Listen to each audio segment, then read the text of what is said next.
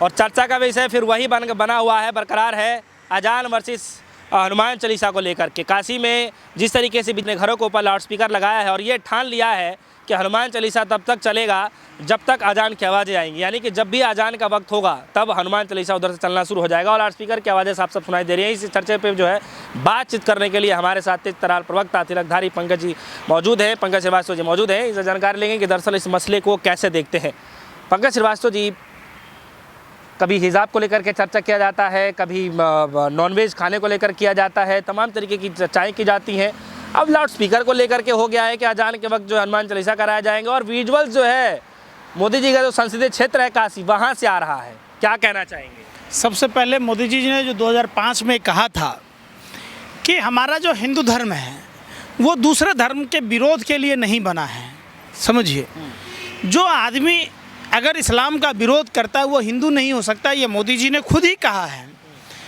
मजहब नहीं सिखाता है आपस में बैर रखना। वो वीडियो मैंने भी देखा था और मैं काफ़ी आहत हुआ, दुखी हुआ कि हमारे धर्म में कुछ लोग ऐसे शरारती तत्व के लोग हैं जिनको हनुमान चालीसा तक नहीं आती है, लेकिन वो इतने बड़े बैल के बैल हैं कि दूसरे धर्म के जो पवित्र महीना है, पाक जो मुकद्दस का रमज़ान का महीना है, उसमें वो उनको व्यवधान खलल डाल रहे। निश्चित तौर पर हमें रामायण और गीता की याद आती है कि राम और रावण दोनों का राशि एक है, लेकिन राम अपनी मर्यादा के लिए जाने जाते हैं। राम कितने कठिन परिश्रम, त्याग, बलिदान से बना जाता है। राम बनना, राम के आचरण पर चलना इतना आसान नहीं है। समझिए, वही रावण है जो नारी का अपमान किया, जो कुकर्म किया, इसलिए रावण को हम लोग नहीं पूछते। वहीं आप देखेंगे कौरव और कंस में देखेंगे, वहीं आप कृष्ण और कंस का देखेंगे। हम कृष्ण की पूजा करते हैं लेकिन कंस का पूजा नहीं करते। क्यों? पंकज जी, सवाल लोग ये कह रहे हैं इस वक्त कि जब अजान हो सकता है लाउडस्पीकर पे तो हनुमान चालीसा क्यों नहीं? तो किसी ने मना किया था क्या? आप एक बात बताइए। और 1925 में लाउड स्पीकर बना तो क्या उससे पहले मंदिरों में भजन नहीं होते थे, मस्जिदों में अजान नहीं होता था? ये वही शरारती तत्व के लोग हैं जो 2024 के चुनाव की तैयारी कर रहे हैं। ये राजनीतिक साजिश षड्यंत्र प्रयोग का नतीजा है। जो पौधा गोरे अंग्रेजों ने डिवाइड एंड रूल का भारत में रोपा था, वही पौधे में ये पानी देकर सींच रहे। इनसे पूछिए कि इतने दिन सत्ता में होने के बावजूद अगर ये असली हिंदू हैं तो कितने मंदिरों में हिंदुओं को धार्मिक शिक्षा देने की व्यवस्था इन लोगों ने की, कितने मंदिरों में इन्होंने गुरुद्वारे जैसे लंगर की व्यवस्था की, इन्होंने कितने मंदिरों में स्वास्थ्य संबंधी, जबकि हमारा धर्म कहता है। अभी सबसे बड़ा बात देश में जो चल रहा है कि धार्मिक और अधर्मी, धर्मी और अधर्मी के बीच में है, साधु और असाधु का बात है। तो गोस्वामी तुलसीदास जी ने रामचरितमानस में कहा है कि वो भी श्री राम भरत की विनती पर कहते हैं, साधु और असाधु की भेद बताते हैं। परहित सरसी धर्म नहीं भाई, पर पीरा सम नहीं अधमाई। मतलब दूसरों की भलाई के समान अन्य कोई श्रेष्ठ धर्म नहीं है और दूसरों को कष्ट देने जैसा कोई दूसरा अधर्म नहीं है। तो ये लोग दूसरे लोगों को कष्ट दे रहे हैं, मतलब ये अधर्मी हैं, कुकर्मी हैं, ये हिंदू धर्म को बदनाम करने वाले लोग हैं। कैसे इसको माना जाए, कैसे आप कह सकते हैं इस चीज़ों को? क्योंकि वो तो अपने छत पे लगा के कर रहे हैं, तो इसमें क्या मतलब?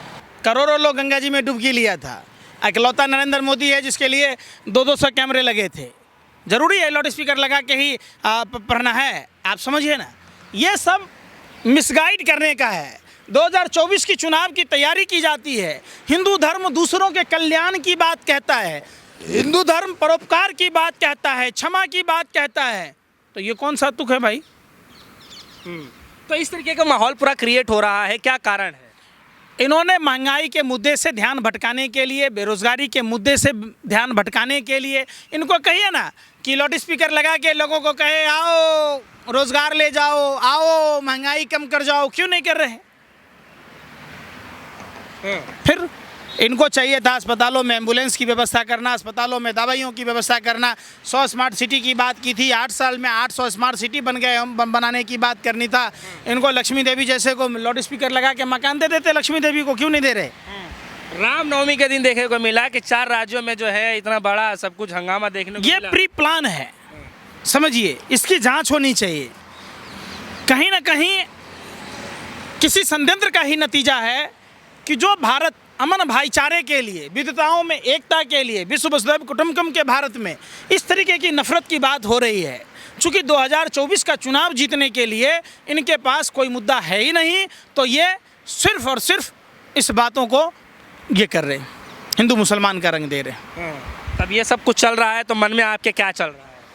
निश्चित तौर पर हिंदू धर्म के हिसाब से अगर चला जाए, अपने घर वालों को, माता को, पिता को अगर ये देवता मानते तो उत्तर प्रदेश अपने मृत पिता को देखने नहीं जाता, नरेंद्र मोदी जी अपने माता पिता की सेवा नहीं कर रहे होते। ये तमाम तरह की बातें हैं और ये असंस्कारी लोग हैं। संस्कारहीन लोगों का पूरा जमावड़ा भारतीय जनता पार्टी और आरएसएस है, समझिए।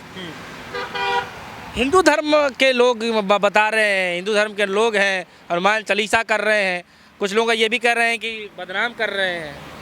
राम और रावण दोनों एक ही राशि के थे, वो भी हिंदू धर्म के थे, लेकिन राम ने नारी का सम्मान किया, इसलिए राम की पूजा होती है, और रावण ने नारी का अपमान किया।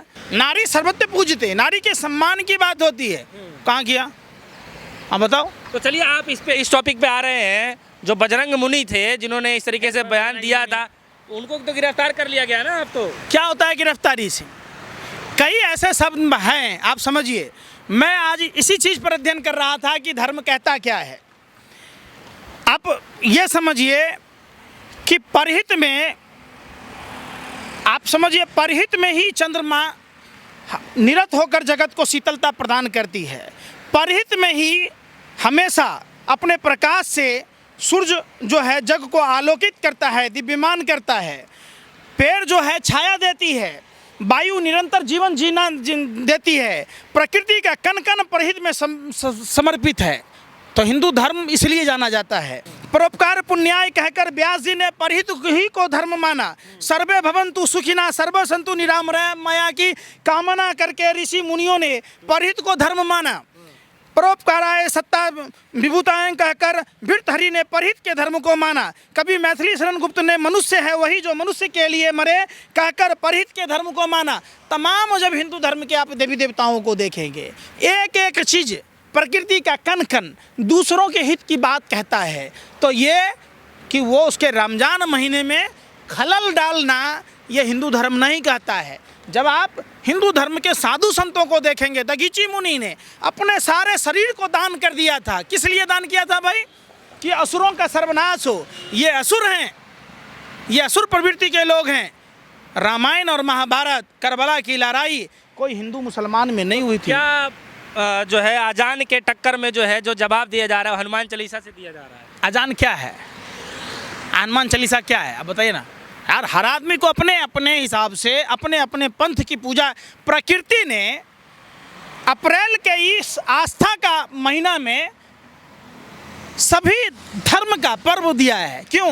कि हम सब मिलजुल कर इस पर्व को मनाएं। तो फिर ये लोग कौन है भाई? ऊपर वाला कहता है कि आप बैसाखी मनाइए, आप